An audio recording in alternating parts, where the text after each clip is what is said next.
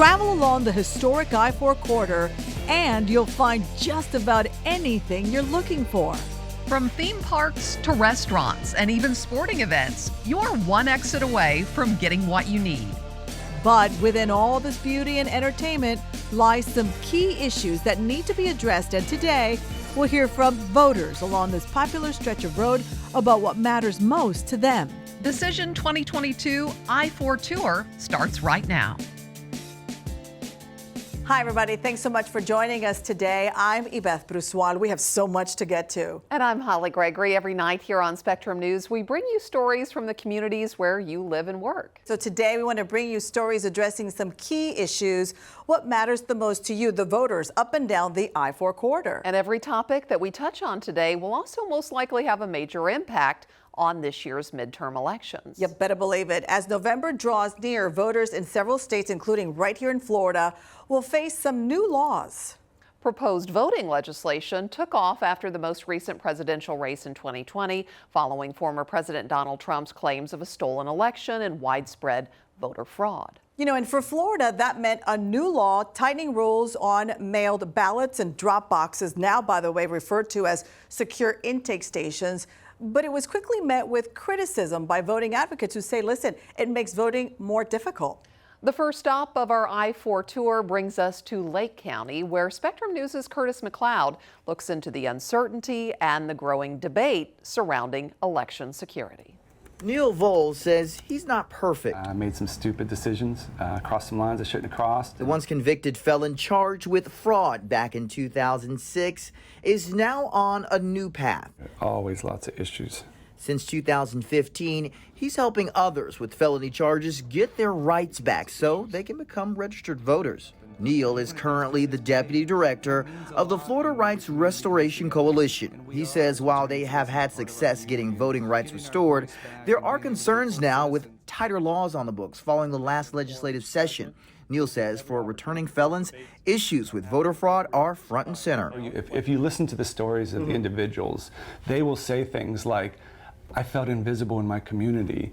I didn't have a voice in my community. And then I was told by the government that I was able to vote, and it made me feel like a citizen again. That isn't the profile of somebody committing voter fraud. That's someone who's celebrating democracy. In August, 20 people across the state were arrested for voter fraud, all part of an effort to stop disqualified felons from voting because of convictions for violent crimes and sexual assault. This is a conversation about human beings, real people's lives. Says the state needs to focus on voter eligibility rather than shifting resources to a policing agency that targets specific individuals. Some of the ballots have to be duplicated, and the public is allowed to observe that. Another big change, mail-in ballots and drop boxes. Florida's new restriction renames drop boxes to secure ballot intake stations and limits the time that they are available. Lake County Supervisor of Elections Alan Hayes says they do everything possible making sure votes are counted fairly. Special machines help with verifying signatures on mail-in ballots. It takes a picture of it. It makes an electronic comparison of the signature on the envelope with the signature in that voter's record. Allen says he runs a pretty tight ship. On election day, only people who must be in these rooms will be allowed access. Only people that are going to be present in that election site are the voters who come, the workers who have been trained to work there, and then we have some poll watchers that are allowed by law to be there. But it sorts it out into one of these other slots here, and then the rest of them come down here. And this is just a few of the ways Allen says they are cracking down on voter fraud at the local level. Meanwhile, Neil Voles is all for putting a stop to voter fraud, but he says work needs to be done to ensure people aren't singled out. The election integrity system in Florida is broken, especially as it relates to people with past convictions. We are unable to verify voter eligibility on the front end, and that's now resulting years later in people being arrested and charged for something that the government can't itself verify. Curtis McLeod, Spectrum News. Despite the new election law there, many supervisors of elections agree that the biggest issue actually for voters this year is ensuring that your voter information is up to date. That is especially important for those of you who have mail ballots, which have to be verified by signature.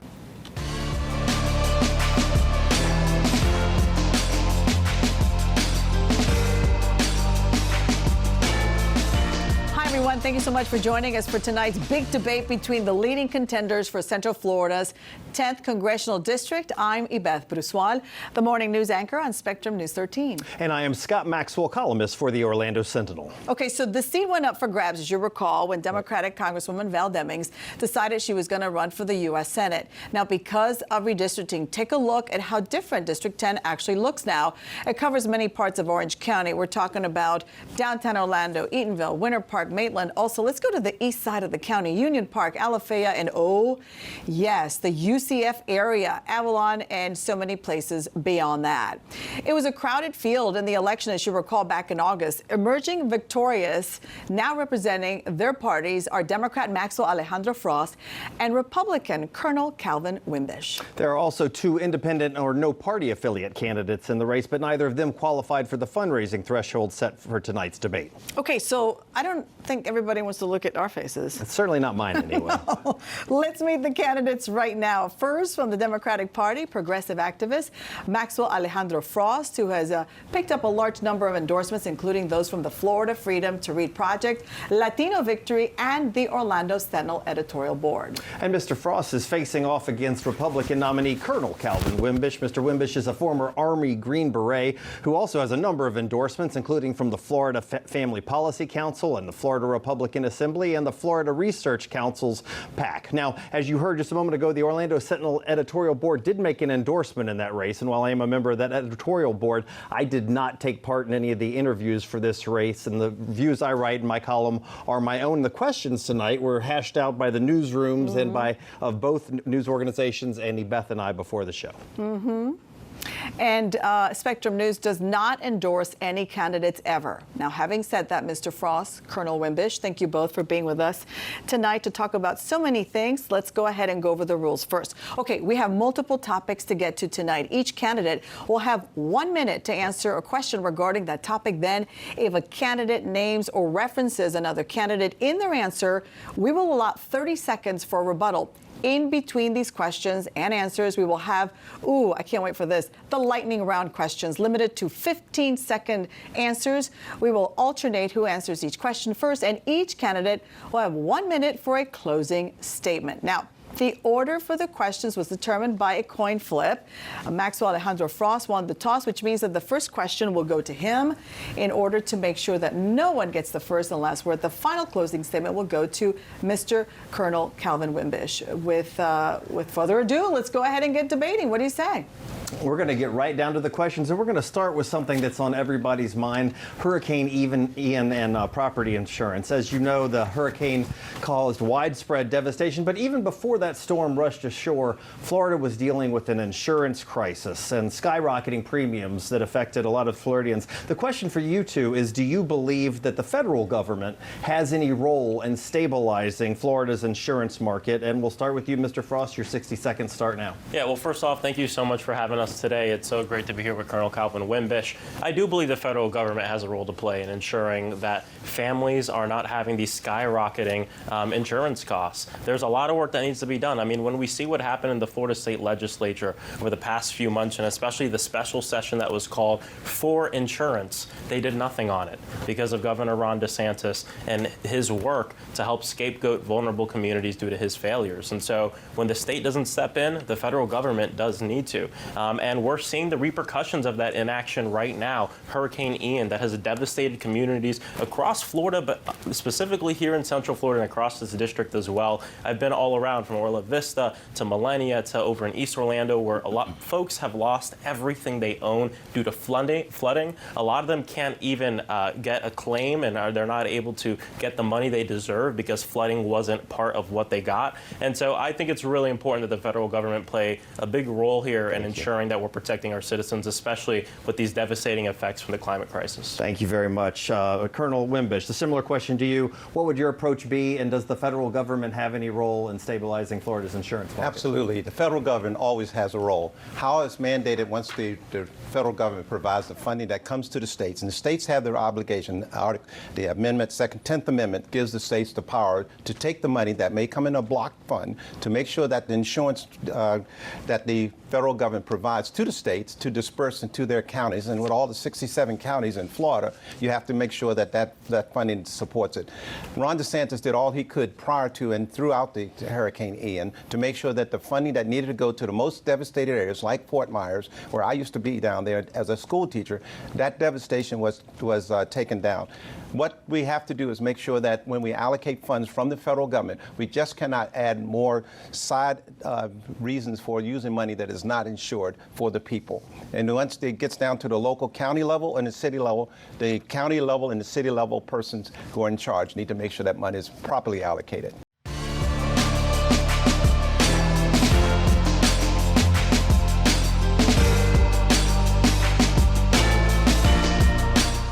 Everybody, and thank you so much for joining us here tonight for this community conversation, of course, with the candidates of Congressional Districts 7 and 9. All of this is in a partnership with ARP, the Orlando Sentinel, and Spectrum News 13. I'm Spectrum News 13 political anchor, Ibeth Brusual. And I'm Scott Maxwell, a columnist with the Orlando Sentinel. And over the next hour, our goal is to help you, the voters and the audience, get an opportunity to meet some of the people who want to serve you in Congress in this year's elections. The decisions made in Congress affect us on many different levels, from the state of our economy to our climate to our borders and much more. Tonight, you're going to get to see where those candidates stand, and we're doing it in a kind of unique way in that we have the candidates from two races. We have the Republicans from running for District 9, and the Republicans and Democrats in District 7, Beth. You know, I want to be very crystal clear about this, right, Scott? This is not a debate. Let me say that again. Not a debate. This is a conversation, and we really need that these days. We're going to do it this way, okay? We're going to have a couple of questions that each candidate tonight has the option to answer, followed by a lightning round, and we'll then ask more questions, then another light round, because we got to keep things going, you know. The conversation questions will be time limited, so please, pretty please, make sure that you're paying attention to that. The lightning rounds will be yes or no questions, and we'll tell you this again as our conversation continues. And candidates have been asked to keep their responses focused on the issue and avoid personal attacks on each other. To get in the spirit of niceness, they each chose their own seats, and much like kindergarten on the first day, they did it great. Everybody got along. I didn't see any elbows being thrown. We actually did have one elbow thrown, literally, in the last debate. Tonight's questions were submitted by members of our audience, by our readers and our viewers, and edited and selected by the editorial teams at Spectrum News 13 and the Orlando Sentinel. Okay, so, you ready to do this? Let's get started? Okay, good. Let's begin by introducing the candidates, right, in District 7 and 9 who accepted the invite to be here tonight. We know that you're very busy, but you said, yes, I want to talk to our community. The winner of the District 7 seat will represent all of Seminole County, as well as the southern half of Volusia County, which includes cities like Deltona and New Smyrna Beach. The winner in District 9 seat will represent all of Osceola County, a beautiful part of Central Florida, and parts of southern Orange County. All right, and starting from left to right, Republican running in District 9, we have Jose Castillo. Next to him, Republican in District 7, Rusty Roberts. Next to him, we have Republican in District 9, Arianis Morales. Next to her, a Republican in District 9, Sergio Ortiz. Next to him, Democrat of District 7, Al Krulik.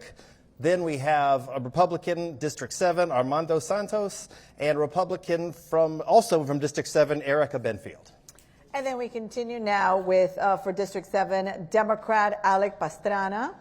Next to him, Republican Scotty Moore for District 9. And then Democrat Tatiana Fernandez for District 7. And then we have NPA Carton Pompey for District 7 and Scotty Sturgill, Republican for District 7. Okay. Oops, you got That's one it. more. And Ted Edwards, of course, of District 7. I saw the hand being raised, and then we've got you there. Thank you so much for that. Okay, so let's begin with our first question, shall we? So we'll ask it. Any candidate who would like to go ahead and answer should go ahead and do a very simple gesture. Is that everybody raise their hand? I want to see if you can do it. Raise your hand. Okay, you know how it goes.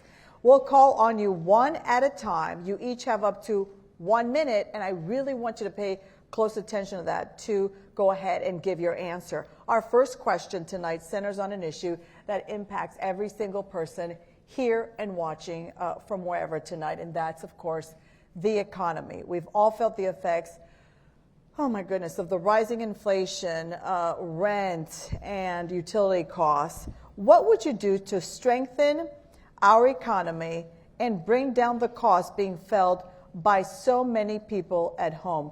Remember, you have 1 minute to answer. Go ahead, Mr. Sturgill. Well, the biggest issue that is facing Americans right now, and especially people here in Central Florida, is the rising gas prices. And this was an issue that was created artificially by the Biden administration. The biggest thing is go ahead and start, green light the Keystone Pipeline. Let's go ahead and start drilling in the Gulf of Mexico. Let's get those leases back on. The Biden administration has been actively in federal court trying to block those. We need to make sure that we're energy independent here in America. 2 years ago, we were energy independent. Our gas prices were below $2 a gallon. Now we're relying on OPEC, who is a cartel for all intents and purposes. They fund terrorism around the world. So we don't need to rely on them anymore. We need to, again, bring the oil back here, make sure that we're drilling and stay energy independent. Thank you. We're just 1 week away from Florida's primary election, and the candidates are out and about making their case as to why they should receive your vote. Because I love Florida. I love her with all my heart. And you deserve to have a governor who wakes up every morning thinking about you. It's not just about the general election. We need people to be coming out in droves in this August 23rd primary.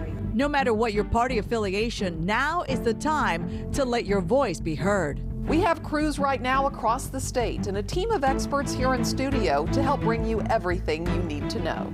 Election preview of Florida's upcoming primary starts right now.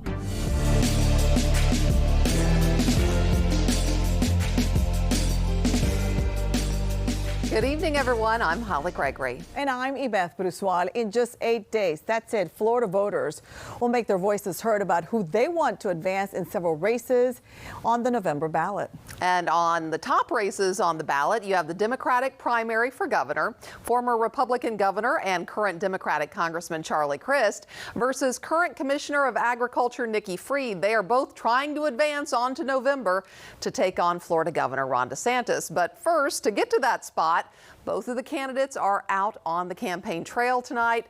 Former Governor Crist is campaigning in North Florida today, and Spectrum News' Jason Delgado joins us now live in Madison. That's right along the Florida-Georgia border. Hey, Jason, Crist wants his old job back here. That's right. Madison County is a right-leaning district that roughly 2,000 or so residents call home. Nevertheless, Charlie Crist chose right here to rally voters, telling them he's their best shot at toppling Governor Ron DeSantis. With his fiancée at his side, Charlie Crist continued his last-minute push to win the primary election here in North Florida. Crist made no mention of the Democratic opponent, Nikki Fried, instead focusing his energy against Governor Ron DeSantis. Among other points, he accused DeSantis of ignoring Florida's needs. He also lambasted him on many issues, including his feud with Walt Disney World. More than 24 or so attended the event, and he left them with a parting promise. The fight to retake Florida has just begun. There are some in the Republican Party that have lost their way. There's no question about it. And certainly the Republican leadership has. And when you see the leadership or lack thereof exhibited by our Governor DeSantis, you know it's gone. Now, Crist is calling this tour the Hope for Florida tour. He will join black community leaders in Pensacola next. He also enjoys a large financial advantage over Nikki Fried. For now, in Madison County, Jason Delgado, Spectrum News. All right, thank you, Jason. You know, Charlie Crist's main opponent is the only Democrat to have been elected statewide since Alex Sink as Florida CFO a while back, since 2006. The current Commissioner of Agriculture, Nikki Fried, says that she's the only Democrat who can beat Republican Governor Ron DeSantis in November. Fried in Boynton Beach earlier today for a campaign event, her team calling this the Nikki Wave. So Fried out early, waving at passing cars, trying to get out the vote and sway people her way. The Commissioner of Agriculture reinforcing the message that she was a Democrat elected statewide and noting it's why she says she's the candidate to beat Ron DeSantis. I've been in the trenches as a member of our Florida cabinet for 3.5 years, taking on this guy, showing him what real leadership looks like. And if we're going to win in November, we need to make sure that we've got a qualified female at the top of the ticket. Okay, so Freed's schedule is pretty nonstop. It's packed from here to Election Day. She kicks off her statewide bus tour actually tomorrow, touting her message of lower costs and higher standards for all Floridians that stops from the Panhandle to Miami. And tomorrow she'll start over in Panama City and then head to Tallahassee from there for what her team is calling a major speech. So stay tuned. You know, Governor Ron DeSantis is getting directly involved in the Florida school board races across the state. Remember, we have 67 counties, a lot of ground to cover. He's already endorsed several for school board seats, and now he's about to start what he calls the DeSantis Education Agenda Tour, promoting his hand-picked candidates. Speaking at a rally over the weekend in Arizona, DeSantis talked about the importance of standing up for school board candidates who he says will fight for conservative values. You know that they are going to smear our candidates. You know they're going to smear even people that are getting involved in different parents go to school board meetings. The media attacks the parent for speaking out. We know there's going to be a lot of smears. We know that they're going to do this. Here's the thing. When you speak the truth right now, you are going to face blowback. That's just the way it is. In times like these, yes, you got to be right on the issues. But honestly, a lot of this is just common sense. You look what Biden's doing, just do the opposite. As for his education tour, it is set to start Saturday, the 21st, and stops have already been announced in Miami-Dade, Sarasota, and Volusia counties. Lots going on. Holly?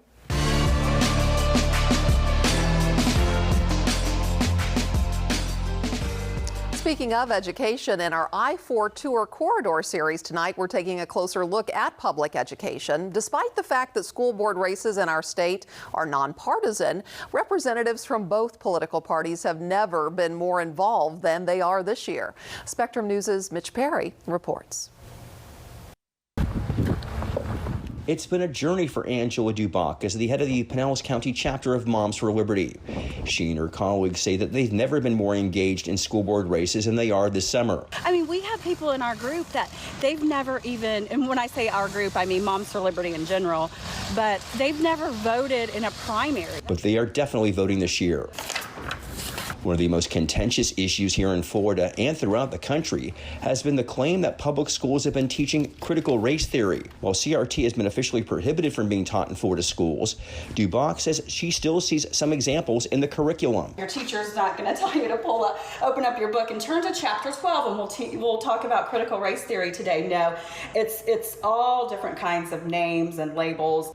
The latest issue that has drawn Dubach's concern with Pinellas County schools is how they are dealing with students with mental health issues. It says evidence-based intervention, and I want the real evidence. I don't want the evidence from the, positive behavioral intervention supports. I don't want evidence from restorative practices. I don't want the evidence from the SEL company. Of course they're going to say that it works. So how are the Democrats appealing to the electorate when it comes to education issues? You could explicitly say, look, I don't care if you're white, black, brown, we all value investing in education. One of Scott Hottenstein's jobs these days is training Democratic activists on how to engage with voters on education, as he did earlier this month with members of the Osceola County Democratic Party. Look, I don't want to get into the culture wars because it's not about culture wars, it's about educational achievement. Hottenstein says it's not productive for Democrats to talk about issues like the Stop Woke Act or the Parental Rights in Education law. The culture war stuff isn't what we're there for. It's for the long-term student achievement and getting them prepared for life, getting them ready for the workforce or ready to go to college without having to take a remedial course. Hottenstein prefers to use the argument that Democrats have made for years, that the GOP-controlled legislature in Tallahassee has starved public schools of funding. We're down 17.5% funding from 15 years ago, pre-Great Recession. Teacher pay is down 7.4% in the last decade, third worst in the nation. But that's another point of disagreement. When I was talking to the chair of the Education Committee, he said, Florida schools have so much money. It's the way that they're spending it. The partisanship in education now includes funding. In Pinellas County, Mitch Perry, Spectrum News. And another race for Democrats next week is the race for U.S. Senate. Congresswoman Val Demings far outpacing the other three candidates in that race, and even outpacing Senator Marco Rubio when it comes to contributions. She has raised $4.7 million to Rubio's $1.9 million. Even as she sets her sights on November, Demings today told me it's not necessarily that she is taking next week for granted at all. From day one, we have taken absolutely nothing for granted. And so, yes, we do have the primary on August 23rd. So I am asking voters to get out and cast their vote for Val Demings. And then we're, of course, laser focused after August 23rd on the general election. But we're not letting our foot off the gas, if you will. We're going to continue doing the work, and certainly nobody in this race is going to outwork me. And I believe that our hard work is going to pay off come November 8th. Demings does face a primary challenge from three candidates who will appear on the ballots for Democrats statewide. The big night is here. Voters all across the Sunshine State have made their voices heard.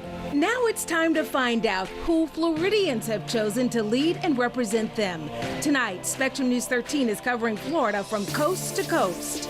And we are tracking the live election results as they come in. Plus, our team of reporters are following the candidates as they declare victory or concede defeat. Decision 2022 election night in Florida starts right now.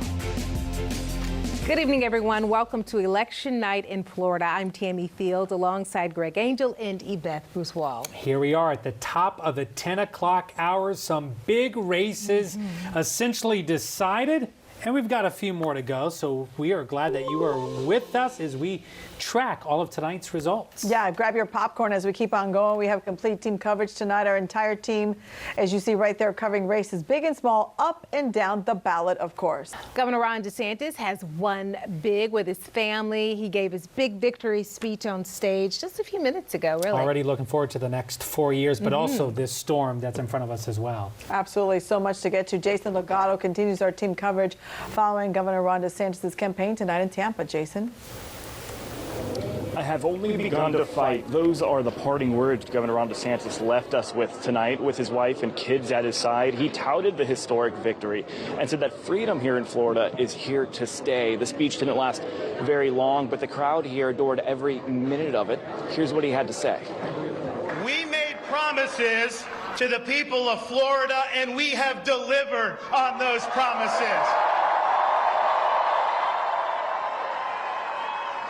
And so today, after 4 years, the people have delivered their verdict. Freedom is here to stay.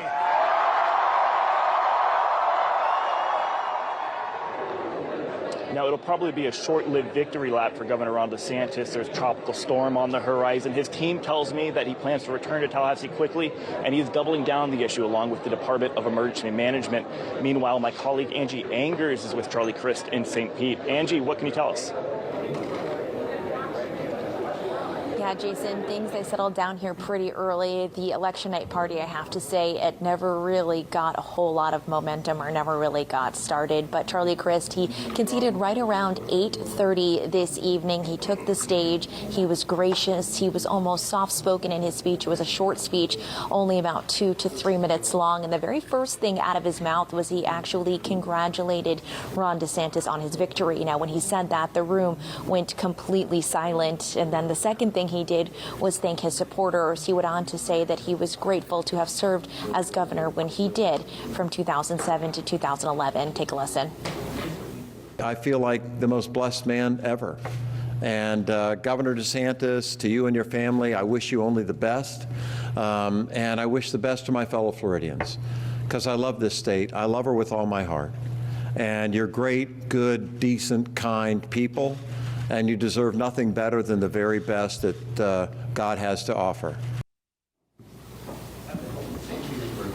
And Christie ended his speech here tonight with a big family group hug with his fiancee Chelsea and her 6 children all standing behind him on the stage. Chelsea, she actually took the microphone herself for just a couple of minutes as they wrapped up. Now, it's not clear what Charlie Crist's next steps are going to be besides getting married, but we're not sure exactly what is next for his career here. But he did certainly gain momentum in some of the areas he campaigned hard in, such as Orange County and Broward County, but he did lose critical areas such as Miami-Dade County. For now, reporting live in St. Petersburg, I'm Angie Andrews for Spectrum News.